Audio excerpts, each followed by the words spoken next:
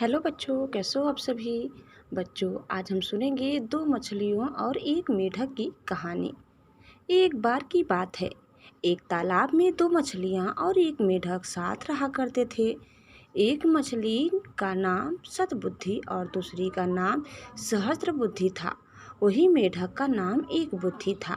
मछलियों को अपनी बुद्धि पर बड़ा घमंड था, लेकिन मेढक अपनी बुद्धि पर कभी घमंड नहीं करता था। फिर भी तीनों आपस में बहुत अच्छे दोस्त थे।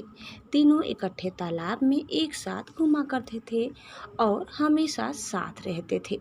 जब भी कोई समस्या आती तो तीनों साथ मिलकर उससे निपटते थे। एक दिन नदी के किनारे से मछुआरे जा रहे थे। उन्होंने देखा कि तालाब मछलियों से भरा हुआ है। मछुआरों ने कहा, हम कल सुबह यहाँ आएंगे और बहुत सारी मछलियाँ पकड़कर ले जाएंगे। मेढक ने मछुआरों की सारी बातें सुन ली थी। वह तालाब में मौजूद सभी की जान बचाने के लिए अपने दोस्तों के पास गया। उसने सतबुद्धि और सहस्त्रबुद्धि को मछुआरे की सारी बात बताई। एक बुद्धि मेढक ने कहा, उन्हें अपनी जान बचाने के लिए कुछ करना चाहिए। दोनों मछलियां कहने लगी, हम मछुआरों के डर से अपनी पूर्वजों की जगह छोड़कर नहीं जा सकते हैं। दोनों ने फिर कहा, हमें डरने की जरूरत नहीं है। हमारे पास इतनी बुद्धि है कि हम अपना बचाव कर सकते हैं। वहीं एक बुद्धि मेढक ने कहा, मुझे पास में मौजूद एक तालाब के बारे में पता है जो इसी तालाब से जुड़ा है।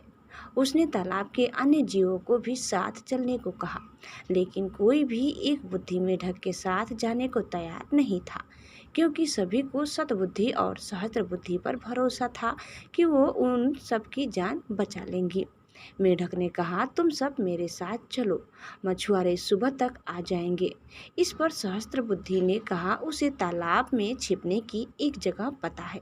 सतबुद्धि ने भी कहा, उसे भी तालाब में छिपने की जगह मालूम है। इस पर मेढक ने कहा, मछुआरों के पास बड़ा जाल है, तुम उनसे नहीं बच सकते हो। लेकिन मछलियों को अपनी बुद्धि पर बहुत गुमान था। उन्होंने मेढक की एक न सुनी, लेकिन मेढक उसी रात अपनी पत्नी के साथ दूसरे तालाब में चला गया।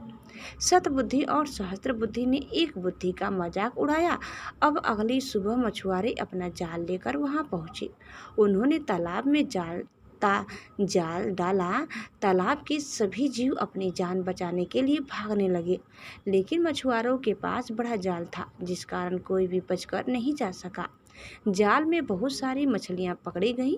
सतबुद्धि और सहस्त्रबुद्धि ने भी बहुत बचने की कोशिश की, लेकिन उन्हें भी मछुआरों ने पकड़ ही लिया। जब उन्हें तालाब से बाहर लाया गया तब तक दोनों की मौत हो चुकी थी। सतबुद्धि और सहस्त्रबुद्धि का आकार सबसे बड़ा था, इसलिए मछुआरों ने उन्हें अलग रखा था। उन्होंने काफी बाकी मछलियों को एक टोकरी में डाला, जबकि सतबुद्धि और सहस्त्रबुद्धि को कंधे पर उठाकर चल दिए। जब वह दूसरे तालाब के सामने पहुंचे तो एक बुद्धि मेढक की नज़र इन दोनों पर पड़ी। उसे अपने मित्रों की हालत देख बड़ा दुख हुआ।